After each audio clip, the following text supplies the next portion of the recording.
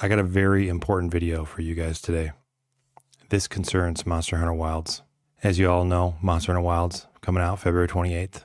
I'll be right there, first one to start playing as soon as it is technically possible. I'll be playing on PC. I'll be playing through Steam. And the minute that Steam allows me to load this game up and start playing, I will be playing it.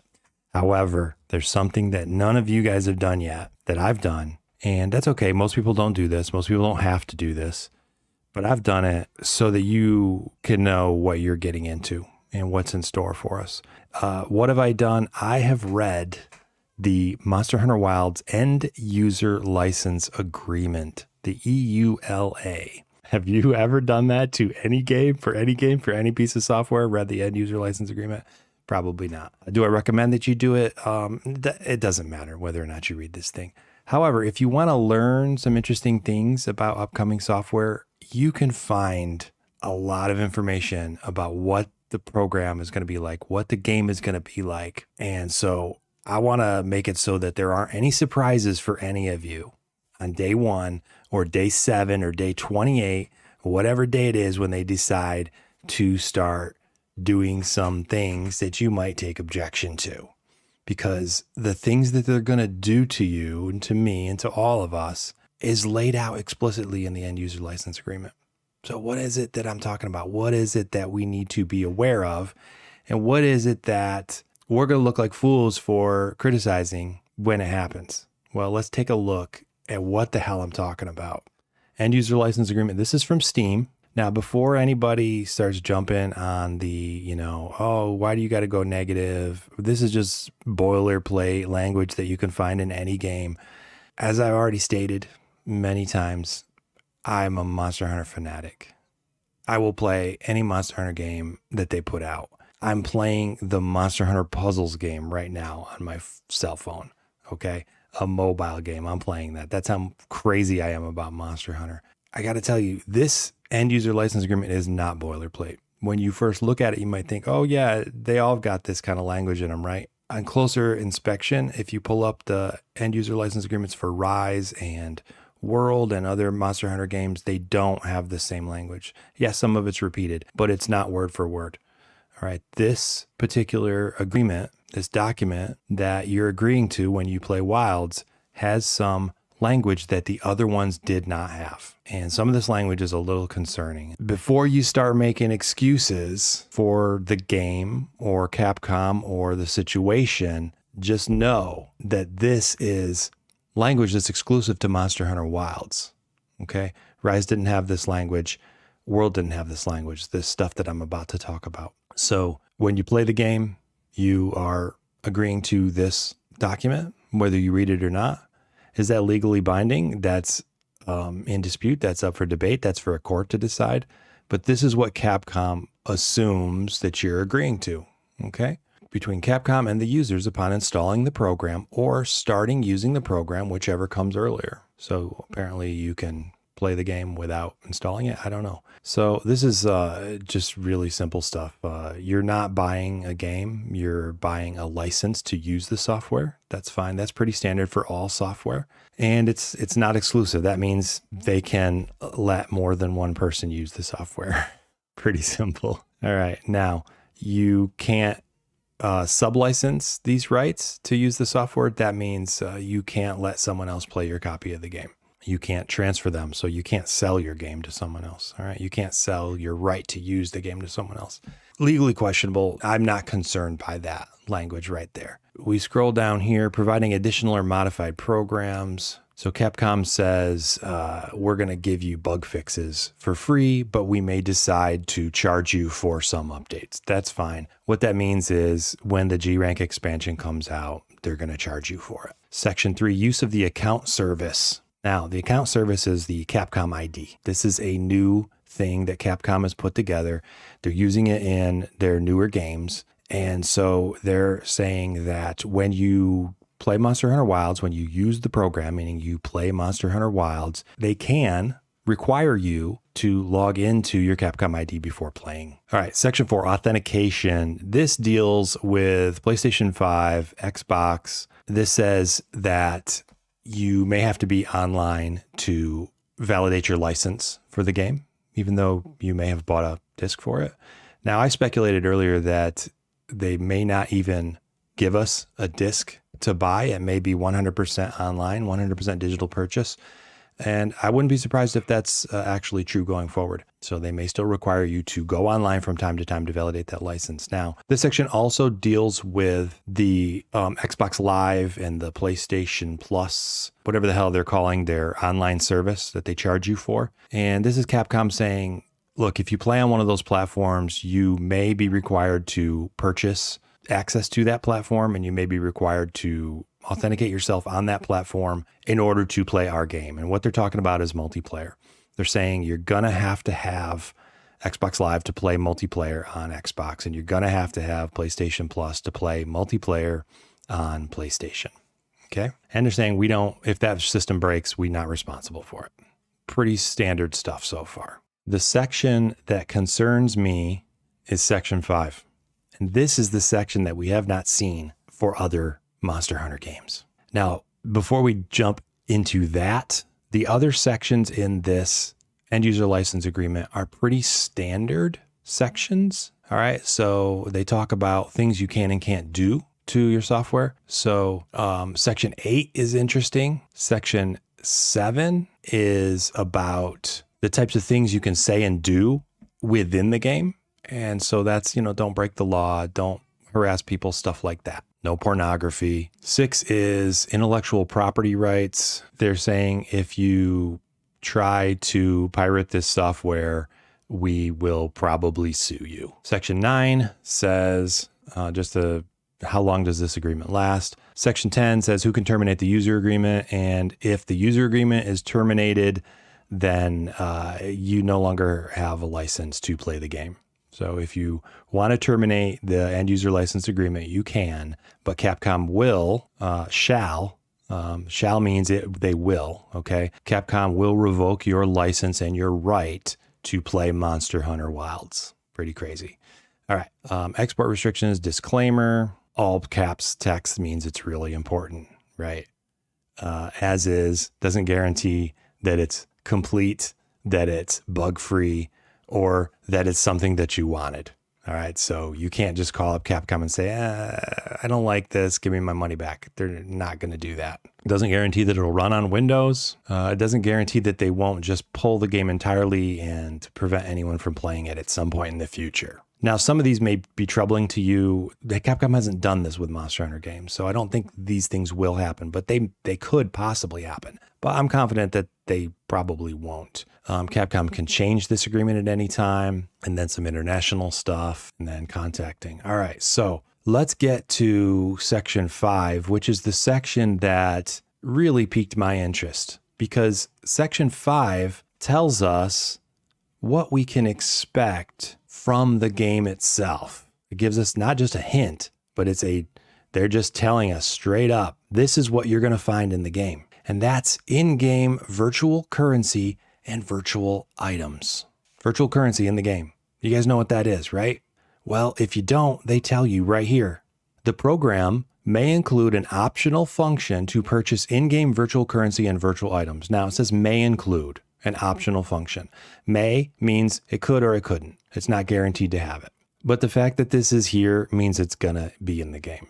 The fact that it's here so early on, 6 months out, this agreement has been in effect ever since Wilds was announced, and that was about 6 months ahead of launch. And an optional function to purchase in-game virtual currency and virtual items. That means you're not going to be required to purchase virtual currency and virtual items. Optional means you don't have to do it. Now, what is the in-game virtual currency? What they mean by in-game virtual currency is right here in 5.2. It consists of virtual coins, points, and other items. You may purchase them from the platformer, meaning from PlayStation or Xbox or Steam, under the conditions imposed by that platformer, or from Capcom under the conditions imposed by Capcom. Any in-game virtual currency purchased by the user is hereinafter referred to as paid game currency. Paid game currency. In-game virtual currency means you get these little coins or jewels or gems or diamonds or something like that. If you've ever played a mobile game that has paid options, has the virtual currency in the game, you know what this is. And you can see this in Monster Hunter now, you can see it in Monster Hunter Puzzles, and you can see it in any of hundreds of thousands of mobile games. Capcom is telling us that they're putting the paid virtual currency in the form of gems or coins or Zenny or whatever they're going to call it in Monster Hunter Wilds. We may see it. We're going to see it, guys. This agreement says may. What that means is it may not be here on launch. We probably won't do it on launch, but we're going to do it at some point in the future. We're going to mobilify. We're going to monetize this with an in-game paid currency. It says right here, paid game currency. Now, you can earn or acquire this through the program. That's a separate, that's called free game currency. So now we have the two dual currency models. We have the premium currency, which is paid game currency, and then we have the in-game earned currency, which is the free game currency. You see where this is going, right? Both paid game currency and free game currency are hereinafter referred to as game currency. Now, when using game currency, free game currency will be consumed before any paid game currency is consumed.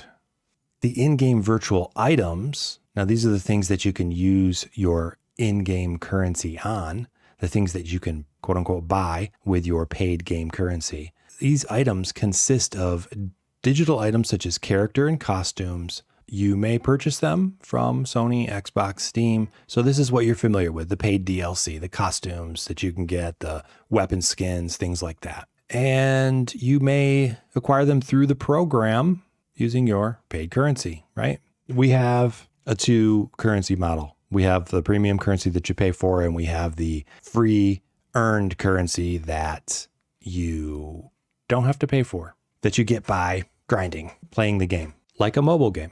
This is the monetization model that Capcom wants to go with. Not just, let's charge you up to $100 or more for the game itself. You know, 70 is the minimum you're going to pay for this game. You can pay more if you want to. And it's not enough just to, purchase DLC from the Steam store or from the Xbox store, whatever the hell they call it over there. But now we have the virtual currency in the game. In-game. We didn't have this in-game before.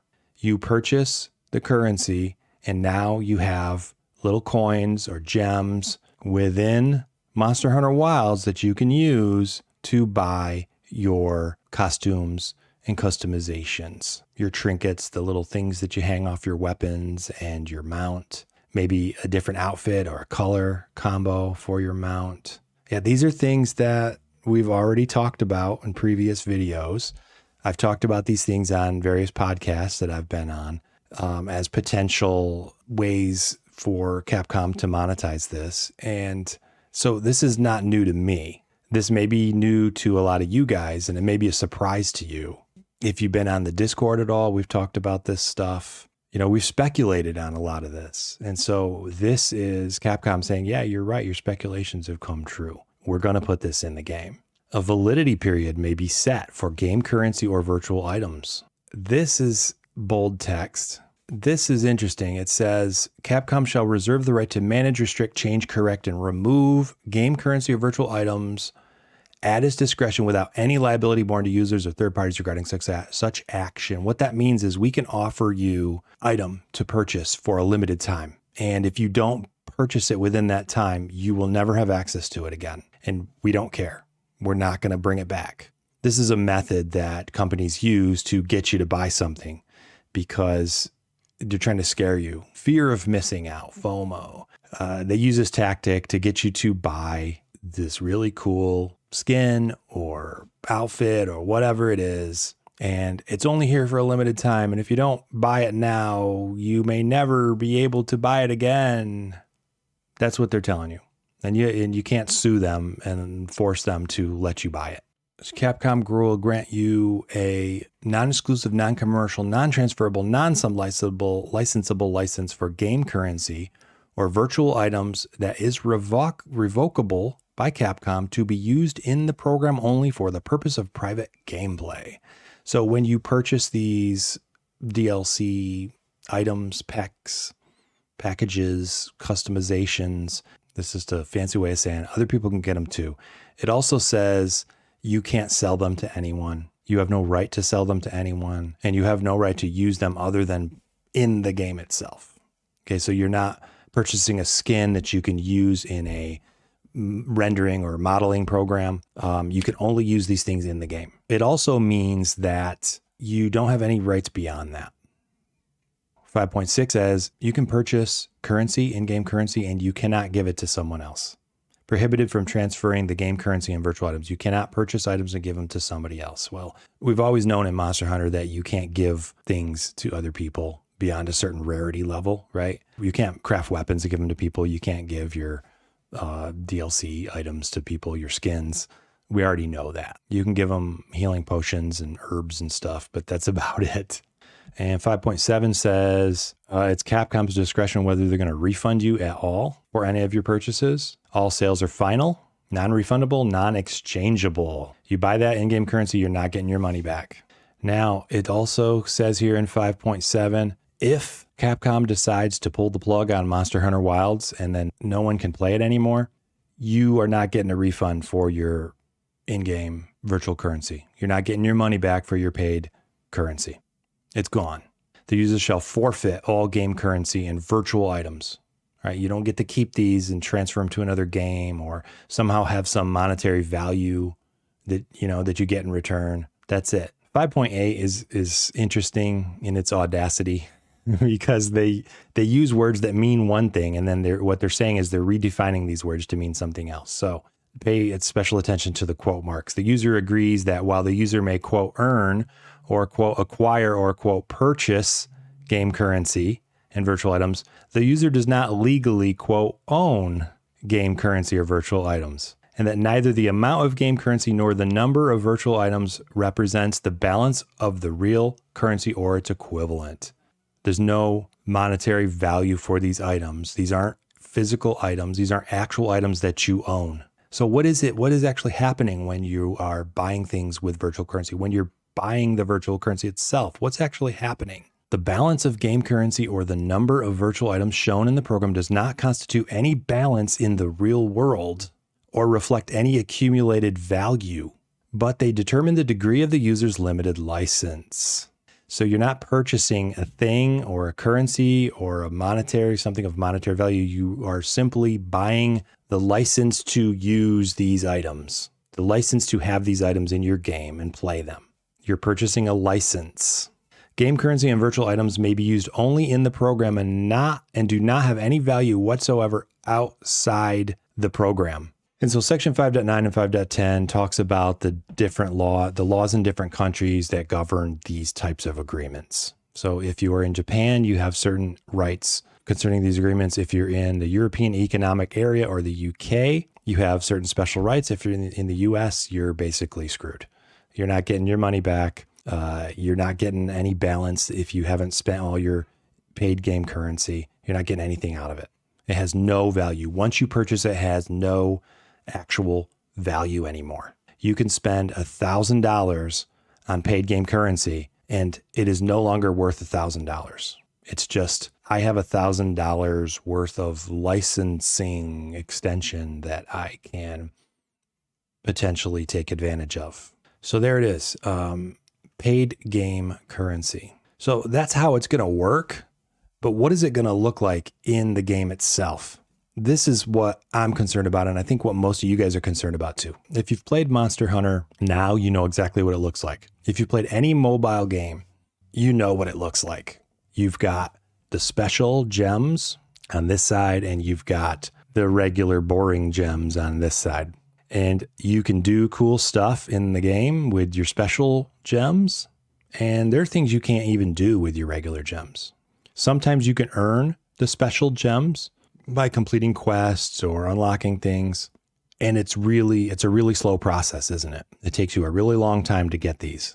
Whereas if you purchase them, you can get thousands of these gems for real money. Whereas it may take you a few hours of in-game grinding just to get maybe 100 of the special gems. What do we call that? We call that pay to win. Okay. That's exactly what we call it. When you can pay money, real world money, to get your special gems, that give you advantages in the game, that's called pay to win. So my concern is, what will we be able to do with our paid game currency? That is the virtual items. Virtual items consist of digital items such as characters and costumes, and a user may purchase them from the platformer. They may purchase them in-game. Characters and costumes. But that's just a such as. That's what they want us to think this is going to be. Oh, it's just characters and costumes. Characters? What do you mean characters? It's not just characters and costumes, though, is it? It's decorations.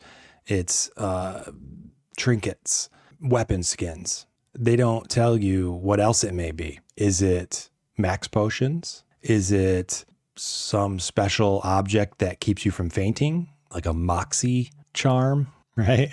Is it a pack, like a 20 pack of moxie charms or a moxie gem that you just keep in your inventory? Prevents one faint, stuff like that.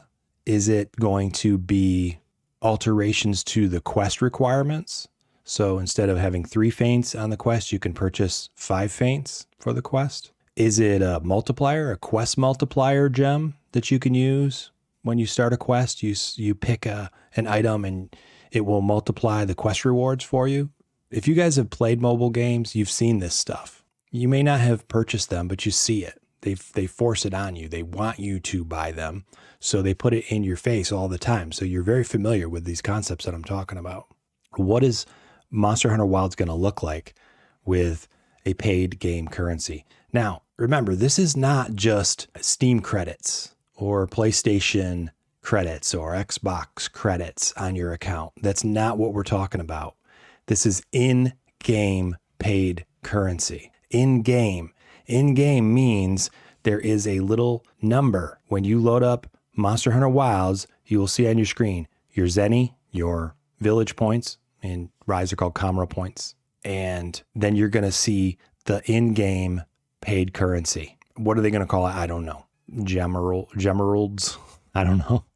Is that from a Cartoon Network show? You're going to see little emeralds or little blue in Monster Hunter now. I think they're little blue gems, right? Like sapphires or something. You're going to see that on your screen. Every time you load up Wilds, every time you load up your character, every time you look at your stats, every time you go to your box, you're going to see an empty slot. You're going to see your Zenny, which is your money. You're going to see your village points, and then you're going to see an empty slot of paid game currency, a third currency. And it's going to say 0, and it's going to be staring you in the face the whole time you play this game.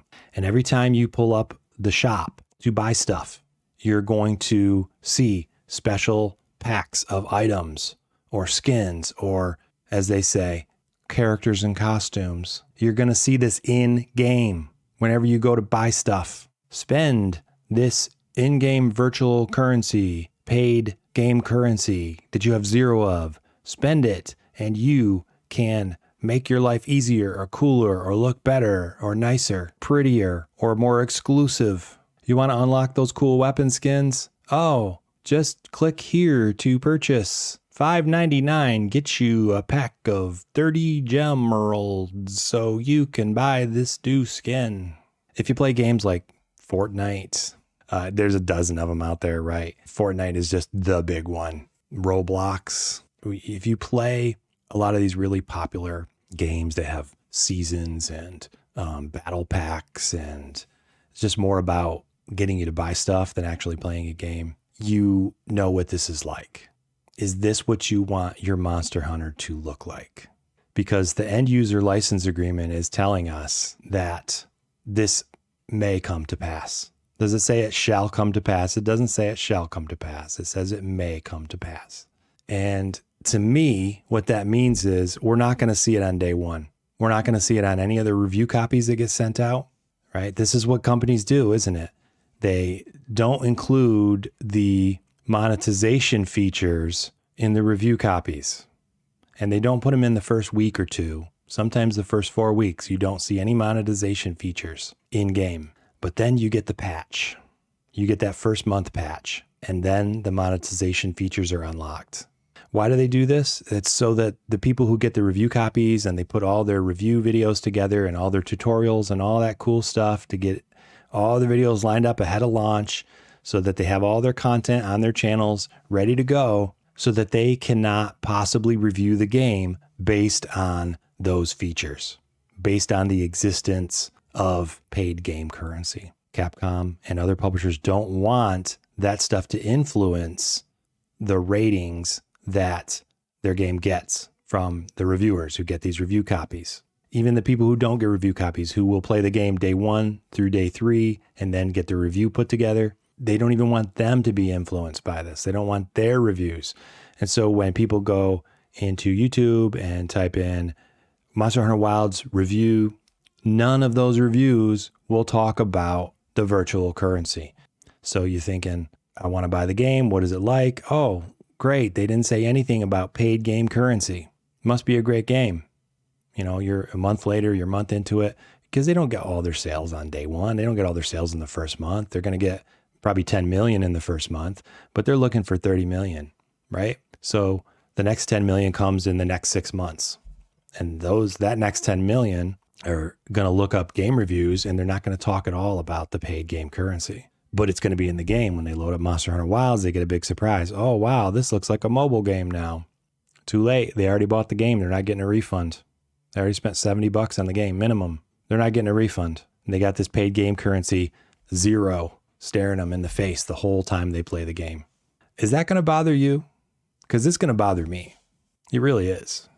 Am I going to purchase Monster Hunter Wilds? Absolutely, I'm going to purchase it. I'm going to be playing Monster Hunter Wilds. How long I play it may be affected by how annoyed I get at a paid game currency icon staring me in the face and prompting me to buy it every time I open up the shop screen, or every time I load up the game and I get an alert message that says, oh, special packs available now. Shit like that.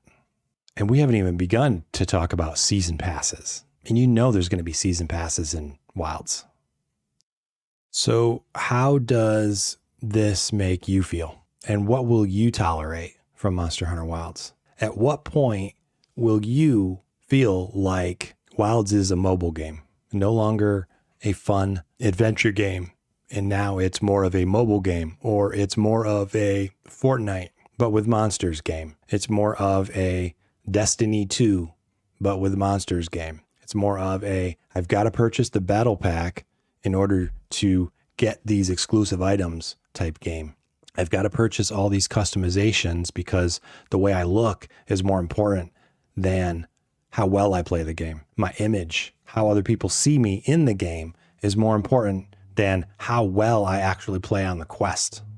And when you're looking to break your sales records of Monster Hunter World and Rise, who, you know, games that sold more than 20 million copies, when you get to that level of popularity, you are now in the big leagues. And you are now you're trying to court a player base for whom image is more important than your ability to play well with others. How soon will we start to see these things infiltrate Monster Hunter Wilds? Will we get battle passes on day 1? Probably not. Will we get them 2 weeks out? We'll get a hint, I think, 2 weeks out that battle passes are coming. And so maybe a month into the game, we'll be able to purchase our first battle pass. And what is a battle pass going to look like? Well, I know what it's going to look like because I played Exoprimal. And Exoprimal has these. What it looks like is this. So you play the game enough and you earn a certain number of points in the game, whether it's rank or every quest you complete, you're going to get more of these battle pass points. And when you reach a certain number of points, you earn the first reward. And when you reach the next tier of points, you earn the next reward. And you just keep earning points and earning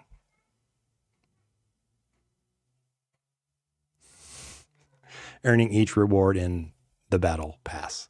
All right. So you're grinding to get these rewards. The way that they get you to purchase these is that you get these free rewards as you grind. Okay. And they say, here's what you could be getting if you purchased the battle pass. When you grind this much, you get this cool reward. It's a skin. It's a weapon skin. It's a trinket. It is a potion, something you can use in the quest. And here's what you could be getting if you grind this much. You're just going to get this trash tier item for free. But if you pay us money, you're going to get this cool item. and this one and this one and this one. And the only way you can get this is to purchase this battle pack now, because it's not going to be available 2 weeks from now. And you have to play every day, and you have to grind all the way up. And if you don't grind all the way up, you're not going to get that item. So not only do you have to purchase the battle pass, but you also have to play the game. You still have to earn it on top of that. So you're not even purchasing the item. You're purchasing the chance to get the item through in-game play. So you're purchasing an incentive to just keep playing the game, as if the game itself isn't enough incentive to play it. They are making you pay for your own incentivization to play the game. It's really weird, but it's a psychological trick that game publishers have been using for several years now. And apparently it's very effective because they keep doing it. Do you want to see that in Monster Hunter Wilds? Capcom does it. They already do it. They don't do it in Monster Hunter. They do it in some of their other games. Now, they do something similar in Monster Hunter though, right? In Monster Hunter World, you see this? Each quest, you're earning points toward getting a free item. Yeah, you don't have to pay for it. It's just a thing that you work toward. And so this makes me think, well, what aspects of Monster Hunter that we're so used to now that we know and love are going to be infiltrated by monetization, by this paid game currency? The trade system taken over by paid game currency? Are we going to see the shop itself? You know, you can pay for discounts on items. You pay for the privilege of buying items. Right now, we get a sale in the shop where everything is half off. Will we ever see a half off sale again, or will we have to pay for that privilege? Will we have to spend, the special paid game currency in order to activate a shop discount? Will we see quest multipliers using paid game currency? These are the types of things that the so-called slippery slope leads to. Once you get the paid game currency in your game, you need to give players a reason to use it. You need to give them something to spend it on. And it's not going to be just weapon skins and t-shirts. It's going to be more than that. The question is, what is it going to be, and are you going to tolerate it? What is your threshold for tolerance of this type of infiltration into your favorite video game franchise? Because I got to tell you, my tolerance threshold is going to be really, really low. I don't know if I'm going to be able to play this game with that paid game currency icon staring at me every single time I look at my screens. Give me an option to turn it off. I'll be okay for a while. But I don't know how long I'll be okay. All of the constant barrage of monetization in your face. Purchase these item packs, purchase these quest packs. Maybe they'll sell quests to us. Oh, you want this cool DLC? You can earn it in game, but you have to buy access to the quest. And then you can do the quest. Oh, maybe you can buy access to drop rate multipliers. Maybe you can buy access to a quest that has drop rate multipliers on it. The more I think about it, the scarier it gets. So I'm going to stop thinking about it now. But I don't think that we should just put our heads in the sand and pretend like this isn't going to happen and trust that Capcom's not going to make this happen. Some people might say, well, we'll wait and see. No, don't wait and see. All right. Tell Capcom right now what you will tolerate and what you won't tolerate. That's why I'm making this video, so that you can speak up and you can let Capcom know what's acceptable and what's not. Your voice can and does influence the direction that this game goes in. And if you do speak out, Capcom will hear you and they'll say, okay, maybe we'll back off on some of these monetization options that we've been experimenting with in other games. But I'd tell you this, there's no way that they're going to back off just because they're nice people. I'm not saying they're not nice people. I'm saying that if you stay silent, they're going to assume you're okay with it. The assumption of silent assent, something like that. So something to think about. It's right there in the end user license agreement. Check it out for yourself. Look at some of the other provisions. Make sure that you are okay with what they're offering us. And this end user license agreement can change, but it's not going to change unless you let Capcom know how you feel. So do that now. Do it in the comments. Capcom does read my comments. They watch my videos. Make your own videos. All right, now's a great time to start doing it, because you start a Monster Hunter channel now, it's going to blow up come February 28th. Get all your content out there and ready to go, and you are going to blow up February 28th. Make your video, let your voice be heard. Talk about this on our Discord, talk about it in other Discords, talk about this on whatever online forums you want. Discuss it, get your ideas out there, get your opinions out there, let your voice be heard, and make sure that Capcom keeps Monster Hunter just the way you want it. And I guarantee you, if you do that, then we will get what we want. Thank you, and good night.